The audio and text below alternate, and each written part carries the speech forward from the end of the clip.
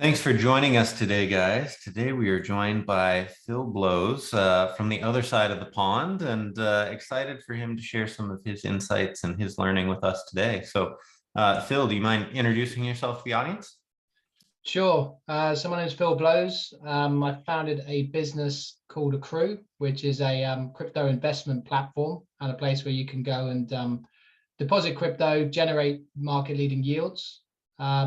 Live over just outside London in the countryside with my wife and two very young, very active children, which has been a lot of fun in lockdown and beyond. Working, building the business from home. So it's been lovely to be able to run in there and change a nappy mid, sometimes mid kind of telephone call. But yeah, that's basically me. And I've been working at AQRU now we founded about 18 months ago. It's been a bit of a roller coaster. We founded it really in sort of January. It was me and one other person, Digby, my co-founder. We raised $1 million seed round to get the business off the ground, and we did that in kind of the first 3 months, and then actually, it was in October that year, so 10 months, we ended up selling the business for £9 million. And it became a listed company, which we essentially reversed the business into a UK public company. So we're now running a PLC where we invest in other businesses, as well as growing the AQRU brand and platform to $50 million worth of assets, and at the moment I think about 25 to 30,000 customers. So it's been a bit of a wild ride. What does PLC stand for? Publicly listed company. So you can go on the London Stock Exchange, you can buy our company, shares in our company, as opposed to being a private enterprise which kind of privately financed. We essentially did what's called a SPAC, where we reversed the business into an acquisition vehicle that's traded online and had £8 million worth of capital, which we could then use to grow the business further. In terms of the platform that you built, I assume it's a fintech. With your customer base and the amount of money, I imagine that it's a lot of, we'll call them mom and pop, smaller investors, smaller dollar amounts, relatively speaking. Are there any kind of guidelines or restrictions that are placed on you guys from a financial oversight in terms of kind of how you go about, or education that you have to provide? Yeah, so I mean, we make sure throughout that we really do signpost and make sure customers are fully aware of the risks of involving in cryptocurrency, because cryptocurrency is inherently a high risk product. Regardless of what how you interact with it, you need to be prepared for the risks. It's not so much like in the US, where you kind of have accredited investors. So throughout Europe and that you get, it's down to the customer, and a bit more emphasis put on the customer to decide whether or not it is the right product for them. And I think that's somewhere that the crypto business is moving, or the regulation in the space is moving, whereby, like in traditional finance, you're going to have to start assessing how appropriate investments are for an individual. So clearly, if someone's telling you, look, this is my last dime and I've got a huge credit card bill that I'm trying to cover at the end of the month, they should not be investing in crypto. So I think that's going to be an improvement that we see across the industry in the not so distant future. And then you mentioned your platform. Is it a parking lot for crypto assets where you're creating leverage against the crypto assets through some sort of debt vehicle then? So we don't use leverage. I mean, it's something that leverage has been incredibly popular in crypto, and when it comes to any kind of investing, I think leverage in the hands of retail investors tends to be incredibly dangerous. Especially when connected to a product that's as volatile as crypto. So using leverage for speculative purposes in crypto is not something we do or encourage people to do in any way. So what we do is customers simply deposit assets onto the platform.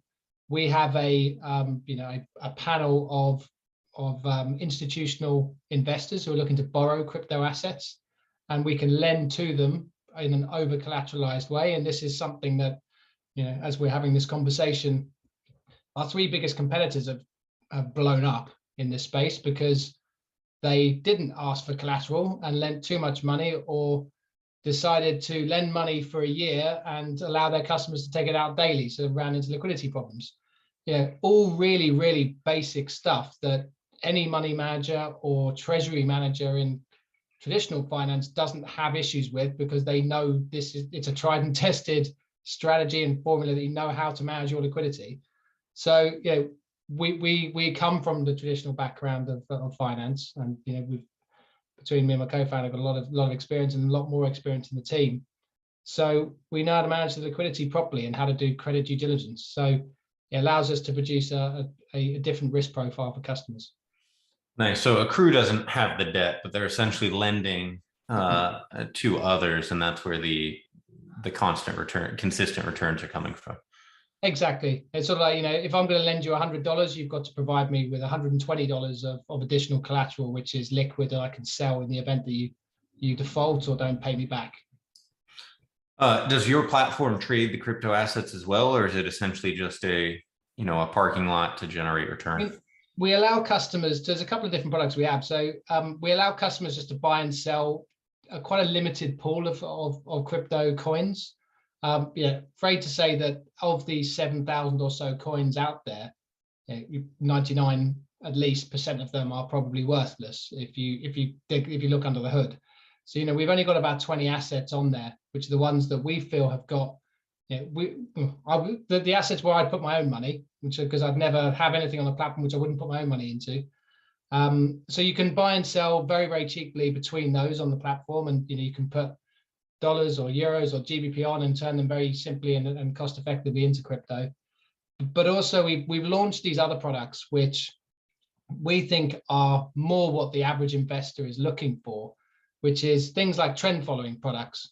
So just easy sort of investments which people are probably quite used to with their 401k, like an easy diversified approach. So in our trend following product, all it's doing is, as a trend is established in the market, you are buying a basket of the top 10 cryptocurrencies, and you're doing that automatically. As the trend decreases, you sell out, and you go into cash, and you start earning an interest rate of 3% on your cash balance. And that strategy, which we've seen in crypto has been very cyclical. It's been through four super cycles over the last decade or so.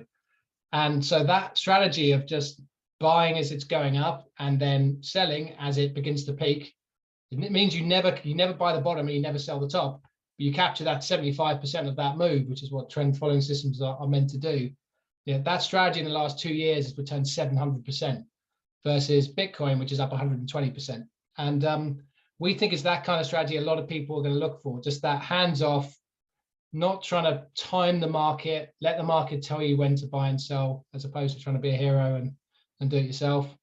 And it's proved to be a very popular product so far. And I presume it's pretty hands off for you as well, where you can mostly algorithmic in how it's set up, and balance the portfolios accordingly. You keep a fee and kind of give the end customer exactly what they're looking for. Exactly that. Humans are terrible at investment decision making. So it is an algorithmic decision.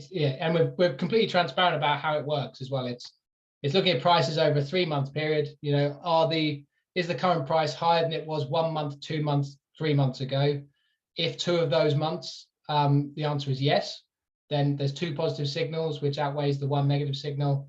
And so you go in for a third. If all 3 of them are lower than you are now, you're fully invested. And it does those across the 10 coins. And so it's completely algorithmic. The execution's algorithmic, where it's hands off completely, and it's the customer can go in and come out whenever they on the same day if they really want to. Although we'd never suggest they do. Defeats the purpose of what you're trying to do. Exactly. Yeah. So what did you do prior? Have you always been in the entrepreneurial space and kind of running your own companies, or is AQRU kind of your first venture into that? So AQRU's the first proper venture. Tried a few things which were, it's really weird. Like I tried all of the Amazon reselling, design my own products and trying to resell them, and they were always side hustles. And for me, it needed me to be all in to really have to be successful in any kind of entrepreneurial startup. And it also took me to the age of 36 to launch my first proper one. And both because I think, for what I tried to do, or for me personally, I had to work. I've always worked at very small companies, startups, for in the finance space, but I needed that experience to be able to feel that, have the confidence to really think I can put myself in the best position to be able to run a successful company. But also, I think it's just, I don't know where I was going with that one. Just, I think it's just being, in a position where, you're trying to de-risk the whole situation for yourself. And for me, that was, that was the most crucial thing, the thing that always stopped me from doing it previously. I've got a wife and 2 kids, mortgage and all those sorts of things. So, being able to feel that confidence to be able to, to get into this space is, or to take the leap was really important. But I've always been in a pretty entrepreneurial roles within companies, because you always are if you're in a small business. And I think I just found myself getting less and less employable the more I was, working for other people. Just couldn't, they weren't. I think I just wanted to be running the show. And when you work for a company, they don't want you to be running the show. They want you to do as you're told and stay in your box. And that's not what I was good at. So it got to the point where it was kind of start your own business or you're going to be unemployed. Nothing like a swift push in the right direction, right? Exactly. Yeah, exactly. So obviously AQRU had some tremendous success very quickly, Phil. Once you got to that point, right? Massive payout that happened really quickly, right? Probably some of that reinvested. What was your strategic thinking about how to redeploy, right, or deploy that assets, right? Did it go back into? Probably didn't go back into the company, right? Because you didn't own the company anymore. But did it go into another venture? Did it go into personal investing? Kind of, how did you think about that? I think the way we've kind of re-pivoted the company now, and I've retained a pretty decent ownership in it, is we've now got a lot more capital, and we've got AQRU is an amazing it's an amazing business that's growing rapidly, and we're it's sort of on its rails, and it's got that kind of escape velocity. But that super early stage of starting businesses remains really exciting, and working with people who have that similar mindset is really energizing. So what we've now, well, not pivoted, but what we're now running alongside the main business, which is AQRU, is starting kind of like, it's almost a new venture studio where we've got some amazing capabilities to get businesses off the ground, and finding kind of other entrepreneurs and investing in them to help us take those visions to market. So crypto is this emerging economy that's being produced, and there's so many areas that are underserved in it, and they may not take off, but they're worth, if crypto goes as we think it will and it becomes part of everyday kind of financial markets and everyday life, everything that we have in traditional finance needs to also be present in crypto. So the first business that we redeployed capital into is one we launched recently, which is called BuyBricks. And BuyBricks is a crypto mortgage company. So one of the things that a lot of people who held crypto for a long time, they want to buy a house, and it might, their crypto portfolio might be their biggest asset, but they don't want to sell it because they're going to take a huge tax hit, but also they're going to lose all the upside that they think is in those coins as well. So what we're doing is providing a way whereby they can use that as collateral, and safely. This is where I come back to the leveraging crypto. You can to a safe degree borrow against it, and buy a property, and you mix it with traditional mortgage and sort of down payment that you can borrow against, and taking money out of the crypto decentralized finance ecosystem and mixing it with sort of traditional finance, which really innovative, exciting sort of areas that you can do, and you can come up with a very low interest rate at the end. And that product is just the next step. And there's so many other sort of areas that we're looking at within crypto, and I think that's it. For me, it's not just deploying capital; it's sort of how are you deploying your time, And I want to continue deploying it in exciting small businesses and launching new ideas, and otherwise just get really itchy feet. Just kind of, you can't stop. Once you've had a bit of success, you just want to keep going. So why stop now? I think it's, if anything, it's accelerating. So how do you balance that with the innovative new itchy feet, right? Do it again versus still have ownership in a crew, right? Trying to build that, but shifting focus and where you put time, which is your most valuable asset. Yeah. So I mean, I'm CEO of the group of AQRU PLC, and we have 8 businesses within that. I think it's just making sure that I'm doing the stuff that I'm best at. I think is, and there are certain things I'm definitely not. And in terms of, I can always tell when I'm, if I'm really not enjoying a certain aspect of my day, I think I know I'm probably venturing into an area that I'm no longer as the best person to be doing this. And so I mean, for me, just time management comes down to making sure we've got the best people around, and incredibly fortunate that we've got teams in each business that are awesome, and they are way better at the roles that they do than I ever will be. Whether that's because they're more technically experienced in the area, or just better at that role. So that to me is the main thing, is just making sure that you've got the support and not spreading ourselves too thin, because my main priority is really making sure we're driving a crew in the right direction. And then I shouldn't be spending as much time on the other areas, because they are they're kind of our test projects that we're setting out there. But AQRU is the mothership. So is AQRU effectively the holding company with different entities underneath it? Correct. Yeah. Got it. Okay. And your focus, is it primarily London, English based, Great Britain based, right? European, like what's your strategy in terms of where you guys anticipate playing? I mean, we're pretty global, and it depends on the business. So Bybricks is US. It's headquartered in the US, Delaware, and it's that crypto mortgage market is incredibly popular in certain states, and so that's going to be the focus for that business. But obviously Europe is the big focus for AQRU, and we've got we're active in any regulated jurisdiction where we're allowed to, and we're building our regulatory footprint all the time. Which is obviously changing as regulators rightly get more involved in the space and increase its kind of legitimacy. So we are pretty active globally wherever we're able to act and adhere to regulations. So effectively, AQRU is going to become a crypto-based financial institution. It sounds like is the direction you're headed, with different functions that evolve or spring up around crypto at the center, but those different service offerings as it moves upstream into more traditional finance as the end consumer knows it today. Absolutely, we see it as an integrated financial services business with lots and lots of different brands within it.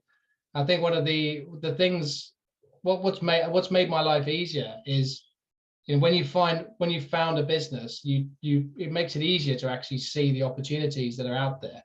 So very easily we can begin solving our own problems, and we realize that is the problem that we've got a big enough problem for everyone else to build a business around it.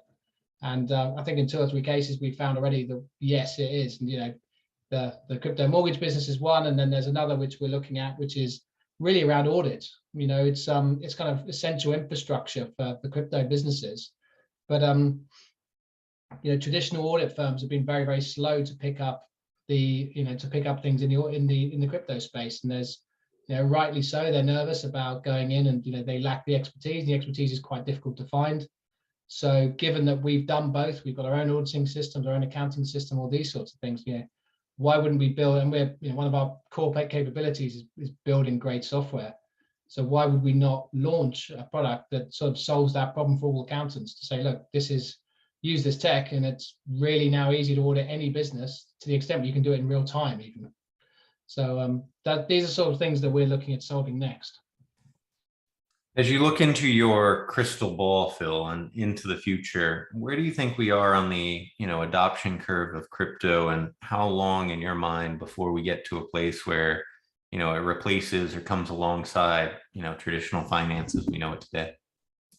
I always think it's going to be complementary. I mean, I think it's going to be very difficult to replace sort of traditional money, and I can't see it being a global reserve currency anytime soon.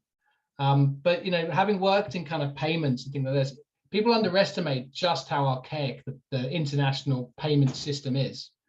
If you're sending money from the US to the UK, it's going through.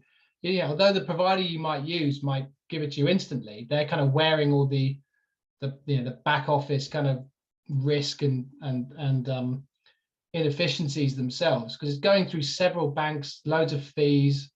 The average remittance to an emerging economy is something like a 10% fee. It's all these things are just ridiculous, and it's so blockchain technology does solve that. Whether or not you choose to say that Bitcoin solves it, blockchain does. And it's a more efficient way of sort of recording and moving value around the world, whatever that value is. So I think that's going to be, watching the economy adopt that technology is going to be interesting.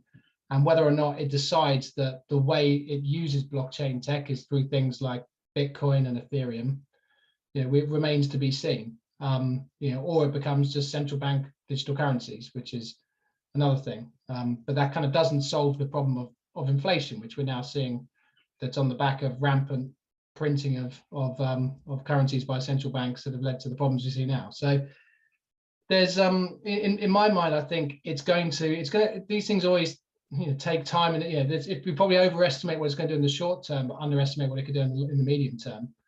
And I think we're going to see increasingly this becomes a part of the average portfolio, that someone who's got a portfolio is saying 5-10% of my portfolio is now looking for exposure in crypto. And I think we see that in the not too distant future, the next 3 to 4 or 5 years. If you were to give one piece of advice, Phil, to an entrepreneur who's getting to that point, right, or a business owner who has influx of capital coming in, getting to the point of profitability, what would your advice be to them as they're thinking about how to deploy, or how to preserve their future? I mean, on the assumption that they're not jumping too early, and that the business is truly at a point where they can kind of take money out and be a bit more kind of stable. I mean, I would be really going into sort of the analogy of spend. If you're going to cut down a tree, spend the first 2 hours sharpening the axe, and then the last the last 10 minutes cutting down the tree, sort of thing. And it's I think people are not very good at realizing what they actually what they want their life to look like and why. And I think people need to really plan what makes them happy. What do they really, if they really took away all the kind of what other people think, how they really want to spend their time, and what really excites them and makes them feel alive and motivated. And that's where you've got to focus. That's where you've got to spend the most of your time, because that's where you're going to be most productive. That's where you're going to be happiest. Where you're going to be the best person. So if making money gives you that freedom, the worst thing you can do is just do stuff for the sake of it. You've got to find where your passion truly lies. And I think that's advice I got very early on, was just don't worry necessarily about money. Do what really you're passionate about, and the kind of money follows. Sadly, I'm really passionate about finance. So it's all very well me saying that, but I find finance incredibly interesting. So it's I think that would probably be the advice I'd be giving people. When you went through that transition, right, where you moved from working from small companies to kind of doing it yourself, obviously, there was some on the why for you of being able to lead, right, being able to make your own decisions. Were there other decisions or implications that you were running through, permutations that led you to, hey, I got to run my own thing, and that fits my why, my vision, how I want to run my life? For me, it was working out what's the worst that could happen, and the worst that could happen was good, So it was like, okay, I go away, I raise money for a business, and the business fails, and I ruin Christmas because I've basically borrowed or raised money from all my close friends and family who just want to punch me every time they see me. That was the worst. That was the worst case scenario. And I'm spending the rest of my life paying them off, which luckily hasn't happened. But really, but from a career perspective, I mean, some employers are different, but to be able to say that the worst case scenario from a career perspective is that you'd say, I'm going to have to go, this startup failed, I'm going to go to my next to go back to the world of employment again. You're then saying, well, I grew a company, I built it up from scratch, I raised money for it, I built a product, a tech business, all these sorts of things. You're just infinitely more employable and experienced, and you've taken a 10 years of working at a company's experience and kind of condensed it into a year. So you're pretty, you're much more valuable as an employee. So I think that's kind of the thing that really, and it was interesting as I started AQRU, I also got offered kind of my dream job at another company, which is, I guess, was like the universe just tempting me, like, of that last bit. But I knew what would happen. I would go and do that job, and within kind of 6 months, I'd be dabbling with stuff on the side again and trying to look at things. So it was it became quite an easy decision. It was only your dream job in the context of your previous work experience, Exactly. right? Because you didn't know where you were going to be today, and I'm sure you're much happier Yeah, where you are today as a result. yeah, absolutely. And you end up with, you look, check your watch, and you've been out for 14 hours. If you had to do that for someone else, you'd be complaining. Versus you barely notice when it's your own business. What's the best way for people to connect with you, Phil, if they want to learn more? LinkedIn tends to be the only place I sort of keep up to date. I'm also active on Twitter occasionally, but yeah, people reach out to me on LinkedIn. Obviously, AQRU, the app as well. Go and download it from the App Store and or Android Store, or go on the website. It's we have all three running in parallel. Love hearing comments about it. Let us know if you like it, or if you don't like it even more, because it helps us improve it. I try to answer everything on LinkedIn for anyone who reaches out. So more than happy to get questions there as well. So yeah, it's that's probably the best way. Awesome. Really appreciate your feedback and your insights today, Phil. Thanks, Liam. Appreciate it.